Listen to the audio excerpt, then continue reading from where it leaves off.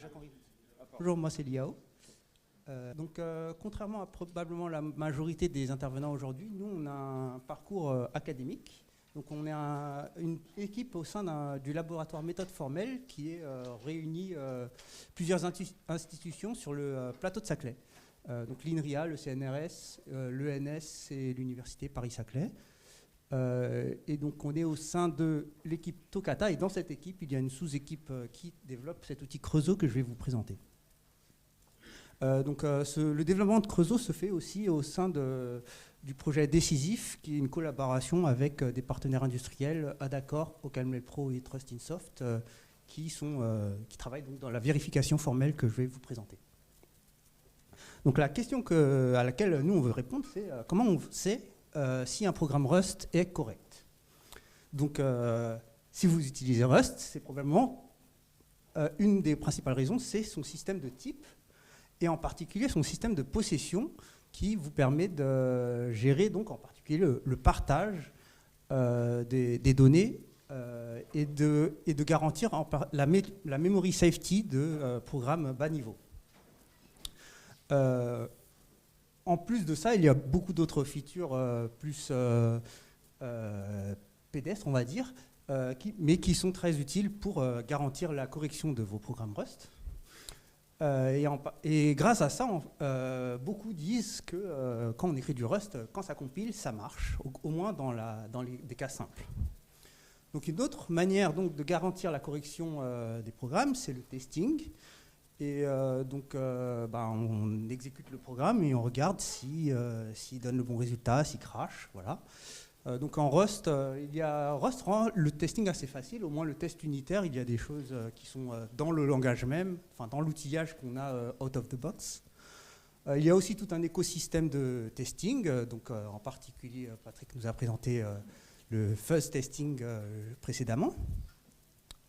Mais le testing a une limitation fondamentale qui est que finalement, quand on exécute un programme, on ne va que pouvoir l'exécuter un nombre fini de fois. Et donc, on va pouvoir potentiellement, on n'aura jamais 100% de coverage. Donc, la méthode que je vais vous présenter aujourd'hui, c'est la méthode de preuve de programme ou de vérification formelle qui permet, qui permet donc qui a une garantie d'exhaustivité qui est que donc aucune entrée ne peut faire crasher le programme en particulier. Une autre garantie qu'on a, c'est qu'on est capable d'écrire des spécifications qui sont très précises sur ce que le programme il est censé faire. Et donc, l'avantage de la vérification formelle, c'est que si ça compile, ça marche, mais maintenant, c'est pour de vrai. La vérification formelle, c'est pas nous qui l'avons inventée, ça existe depuis assez longtemps, et dans d'autres langages, il y a quand même pas mal de succès. Donc, Concert, c'est un compilateur C qui a été vérifié en Roc. Il y a aussi des kernels qui ont été écrits, donc Cell4 et Certicos, qui sont écrits en C, mais vérifiés ensuite dans des langages de vérification. Il y a aussi des bibliothèques de cryptographie qui sont utilisées dans vos navigateurs qui sont aujourd'hui vérifiées. Et donc, ce que nous, on veut faire, c'est apporter la vérification formelle à Rust. Alors, je vais vous donner quelques exemples relativement simples. Voici une fonction qui prend un argument, un entier, et ajoute 1. Et donc, cette fonction, elle a un problème qui est que potentiellement, l'addition peut déborder si l'entier, c'est exactement 2 puissance 64 moins 1.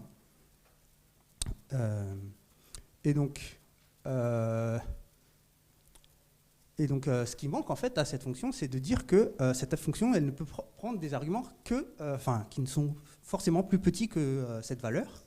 Donc on peut l'écrire comme ça dans Creusot avec une clause requires qui dit que n doit être plus petit que u64 max. Donc avec ça, on arrive à Creusot va réussir à prouver que cette fonction, donc pour tous ces arguments, ne fait pas de débordement arithmétique. Et une autre chose qu'on peut aussi dire, c'est qu'en plus, le résultat, il va être effectivement n+1, avec une clause, une post-condition. Voilà. Et donc, une fois qu'on a écrit ce contrat, ce qui veut dire, c'est pour toute entrée qui satisfait donc cette précondition que c'est plus petit, que n est plus petit que le U64 max, la fonction ne panique pas, elle ne fait pas de comportement indéfini ou autre cas d'erreur, et le résultat satisfait la post-condition. Et donc, en résumé, ce qu'il faut faire, en fait, c'est ajouter donc des spécifications aux fonctions, et ensuite Creusot essaie donc de les prouver et va vous donner des alarmes là où il n'arrive pas à prouver ses propriétés. Donc comment ça marche Creusot? Donc vous prenez en entrée un programme Rust plus les spécifications qui sont dans un langage spécifique qu'on appelle Perlite, et donc le but, c'est donc de dire que Creusot nous dise s'il a réussi à prouver ou non toutes ses propriétés. Et donc pour cela, il va traduire le code Rust avec ses spécifications dans un langage de preuve intermédiaire vous pouvez penser ça comme essentiellement des formules logiques mathématiques. Et ensuite, on va utiliser des solvers off the shelf pour des solvers SMT pour prouver ses propriétés. Voilà. Donc nous, le Creusot fait partie d'une grande famille d'outils de vérification dite déductive. Donc il y a pour d'autres outils plus anciens, il y a Framassé, Adaspark et Y3. Donc Y3 qui est en fait le back-end de tous ces outils, dont le nôtre. Et donc nous, on amène ça à Rust. En fait, on s'est rendu compte que dans le cas de Rust, on est capable en fait de simplifier nos spécifications par rapport aux outils existants grâce au système de types. Donc pour vous donner un exemple, par exemple une fonction pour copier de la mémoire entre deux pointeurs et une longueur, eh bien en C, il va falloir dire que ces pointeurs sont en fait disjoints. Enfin, les deux intervalles où pointent les pointeurs sont disjoints. Alors qu'en Rust, en fait, la spécification, elle va juste nous demander de s'assurer que les longueurs correspondent, mais il n'y a rien à dire sur cette propriété de disjointe, parce qu'en fait, c'est garanti par le système de type qu'une référence mutable et une référence partagée ne sont jamais, n'overlappent jamais. Et donc c'est comme ça qu'on obtient des spécifications plus simples et donc des obligations de preuve à leur tour beaucoup plus simples à prouver. Et donc cela rend l'outil donc un peu plus rapide pour vérifier vos propriétés. Donc maintenant je vais vous présenter quelques cas d'études de Creusot. Donc pour commencer avec quelques exemples très concrets de code. Donc le premier, c'est la recherche par dichotomie ou recherche binaire. Donc on se prend un tableau en taille un tableau et on va chercher un élément dedans. Et une des préconditions qu'on a, c'est que le tableau est trié, ce qui va nous permettre de faire une recherche où on va pouvoir réduire l'espace de recherche par 2 à chaque itération. Et donc ce qu'on veut, c'est que soit on a trouvé l'élément et alors on renvoie son indice. Donc là, on dit, si le résultat c'est somme d'un indice, alors la valeur du tableau à cet indice, c'est bien l'élément. Ou bien, si on renvoie none, alors c'est que le tableau ne contient pas l'élément qu'on cherchait. Donc on peut se dire que voilà, c'est une fonction assez simple à écrire, mais en fait, il y a beaucoup de subtilités, et en particulier, il y a ce blog post où un ingénieur de Google montre que, en fait, à l'époque, toutes les implémentations de binary search étaient buggées. Et en fait, alors que c'est un programme qui est très très étudié depuis essentiellement l'avènement de la vérification formelle. Mais en fait, donc, dans les textes où il y a des preuves de correction de cet algorithme, en fait, c'est des mathématiciens qui font ça et ils n'ont pas pensé au fait que quand on calcule la moyenne d'un nombre qui est utilisé dans cet algorithme, eh bien, on a potentiellement un dépassement arithmétique. Alors, donc, voici le code de la recherche binaire. Donc, on commence avec, on va se donner, donc, représenter l'espace de recherche avec l'indice de départ et la taille du sous-tableau dans lequel on cherche l'élément. Et donc, tant que la taille de ce sous-tableau est positif, on va couper donc, le tableau en deux, et donc on va prendre l'élément du milieu et le comparer avec notre élément. Et donc, soit, dans le cas où il est égal, alors on l'a trouvé, et donc on renvoie l'indice. Dans le cas où il est plus grand, alors on coupe la taille en deux sans changer l'indice de base. Et soit dans le cas où l'élément est que l'élément du milieu est plus petit que l'élément qu'on cherche, alors on shift l'indice de base et on coupe la taille en deux aussi, et on fait attention à faire de ne pas faire de off by one. Et donc, pour prouver cet algorithme correct, la propriété importante à retenir, c'est que on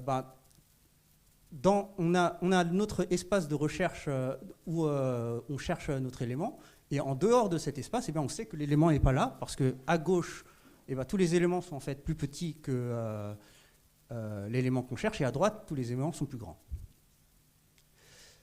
Et en fait, c'est cette propriété-là qu'on va encoder dans ce qu'on appelle un invariant de boucle, donc dans une clause comme ça, là. Donc je vous omets les détails pour avoir gardé l'espace.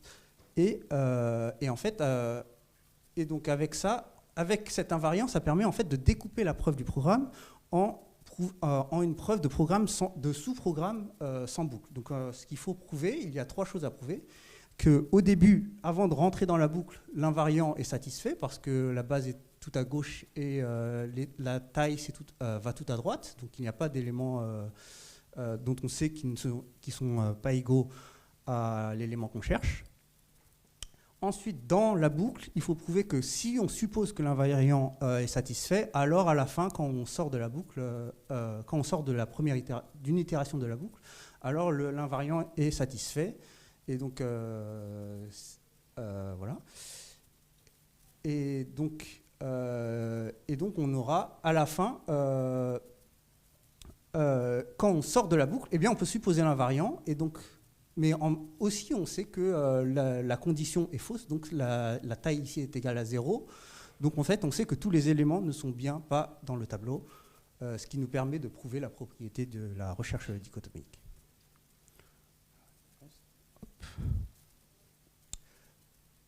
Donc une autre chose qu'on est capable de faire avec Creusot, c'est de prouver que la fonction termine.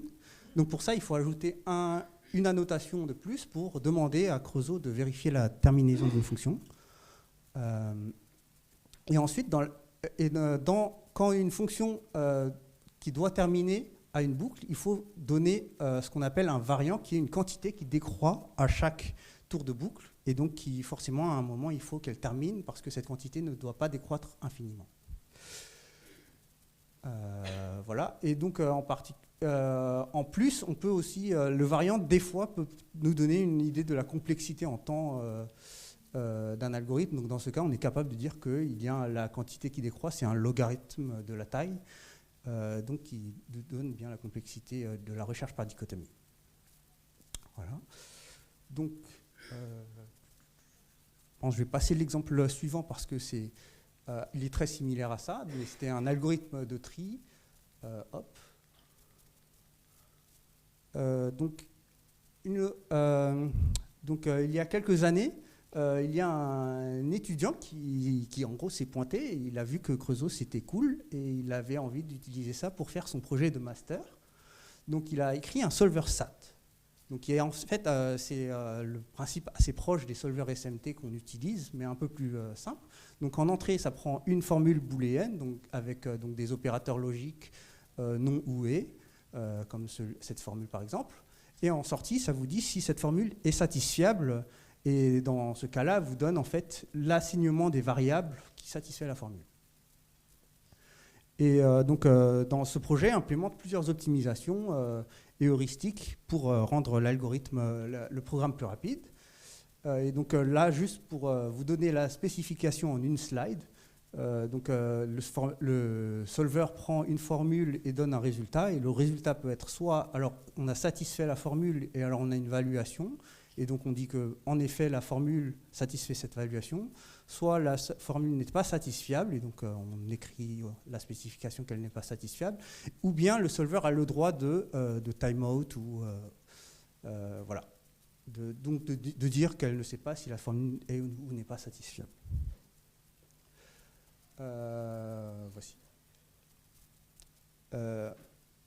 Un autre cas d'étude qui, lui, est en cours, c'est la vérification de la bibliothèque standard de Rust, donc, enfin, des morceaux de la bibliothèque. Donc ça, c'est... en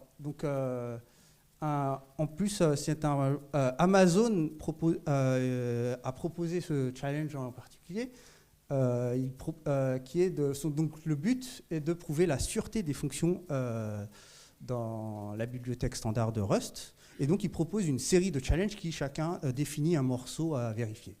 Donc, nous, on s'est intéressé au challenge sur la vérification des slices de la librairie standard. Et donc, pour vous donner une idée du type de fonction qu'on vérifie, c'est l'indissage, le split, la copie et en plus le binary search dont je vous ai parlé. Et une particularité de ces fonctions, c'est que en fait, c'est des fonctions dont l'implémentation utilise du code unsafe, donc en particulier avec des pointeurs bruts. Donc en Creusot, on a développé en fait des fonctionnalités pour nous permettre de vérifier ce type de code. Et donc actuellement, ce projet, on en est à 30 fonctions vérifiées, et donc il en reste 7. Et donc on n'est pas loin de finir de la fin de cette preuve. Et donc, en plus des pointeurs bruts, on a aussi ajouté des fonctionnalités pour vérifier du code préexistant, parce que du coup,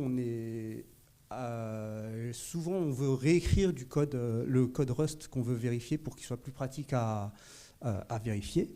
Et dans ce cas, le code, il est dans la librairie standard, on n'est pas capable de la réécrire, et donc on a un peu des manières pour essayer de connecter nos preuves au code de la librairie standard. Donc, en parallèle de ça, on a aussi commencé du travail sur la vérification de RC et ARC, donc les primitives de reference counting de la librairie standard. Voilà. Donc, un autre succès dont on est très fier très récemment, c'est donc il y a ce concours Verify This, qui est un concours de vérification formelle académique, où le but, donc, c'est un peu comme un concours de programmation, mais en fait, on ne veut pas seulement implémenter des algorithmes, on veut aussi les prouver formellement. Et donc, le format du problème, c'est donc 4 problèmes en temps à peu près 2 heures par problème. Et donc là, c'est par contre, contrairement à un problème de programmation, il faut juste s'assurer que les entrées, qu'on est capable de produire les bonnes sorties. Là, ça va être un peu plus open-ended, parce que en fait, il y a beaucoup d'outils possibles, permis, avec différentes capacités, et donc qui ne sont pas complètement équivalents. Et donc on est aussi jugé donc non seulement sur la rigueur, donc est-ce qu'on a bien prouvé la correction de notre programme, mais aussi sur, en fait, il y a plusieurs niveaux possibles de complétion de problèmes, et aussi sur le style, donc est-ce que votre preuve est élégante. Donc il y avait environ une vingtaine d'équipes, donc tous les outils de vérification étaient permis, et ce n'était pas restreint à Rust. Et donc, malgré ça, l'équipe Creusot a remporté le premier prix cette année. Donc, chose dont on est très fiers. Voilà, je vous ai présenté Creusot. Donc, comment prouver que votre programme Rust est correct? Et donc l'ingrédient, c'est de pouvoir donner des spécifications formelles. Et une fois que vous avez donné ces spécifications, on fait des preuves semi-automatiques, c'est-à-dire que dans le Rust, le Creusot essaie de prouver automatiquement vos propriétés. Et quand il n'arrive pas, soit ça peut vouloir dire soit que en fait, la propriété est fausse, ou bien qu'il vous manque des faits qui... il faut un peu tenir les prouveurs par la main pour réussir à prouver les propriétés. Donc notre outil implémente du support pour la plupart des features de Rust. Et on a aussi beaucoup de features en plus pour prouver des propriétés plus fortes comme la terminaison, pour prouver des features plus niche comme les pointeurs bruts, et aussi en ce moment on travaille beaucoup sur la concurrence. Donc voilà. Et donc je vous remercie et je vous invite à aller sur notre site pour découvrir, en savoir plus sur notre outil.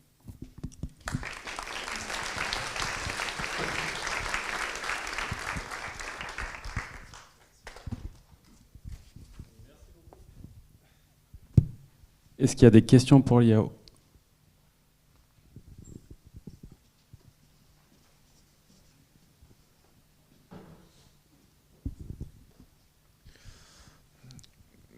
Déjà, merci pour cette présentation.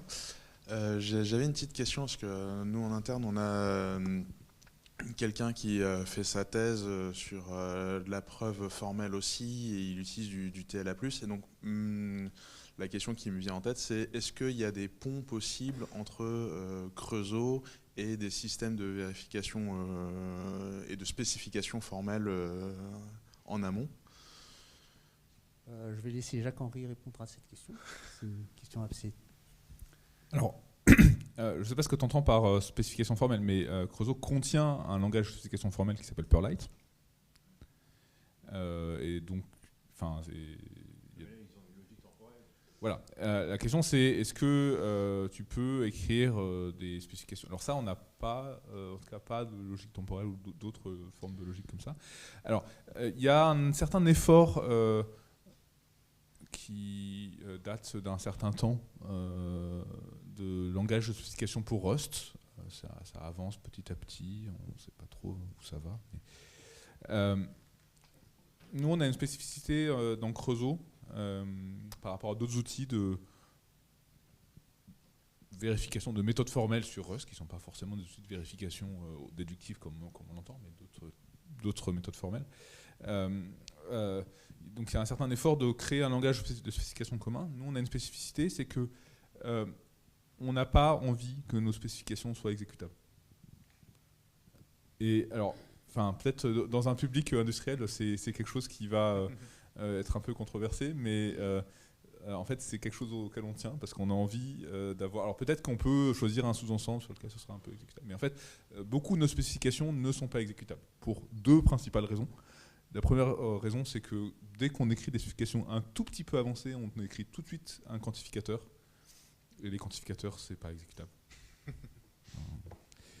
Et le deuxième point, c'est que, et c'est peut-être même un petit peu plus fondamental, c'est que on exploite à fond le système de type de Rust, le système d'ownership de Rust. Et pour cela, on a besoin d'une notion de prophétie pour parler des emprunts mutables, notamment. Et les prophéties, c'est essentiellement, on est capable d'écrire dans la spécification, de parler de ce qui va se passer dans le futur, dans le programme. Et ça, c'est quelque chose qui n'est pas exécutable. Donc pour ces raisons-là, c'est difficile pour nous on va essayer de voir ce qu'on peut faire avec cet effort de langage de spécification commun pour Rust, mais c'est difficile pour nous de se rapprocher d'autres, d'avoir un langage commun avec d'autres outils, genre Kani, parce que ces autres outils ils veulent un langage vraiment exécutable, qu'on peut même exécuter comme des contrats pour du test. C'est un sujet un peu de recherche ouverte, de savoir comment est-ce qu'on fait pour exécuter nos contrats, en fait. Ou tester nos contrats à l'exécution, quoi. Ok, merci.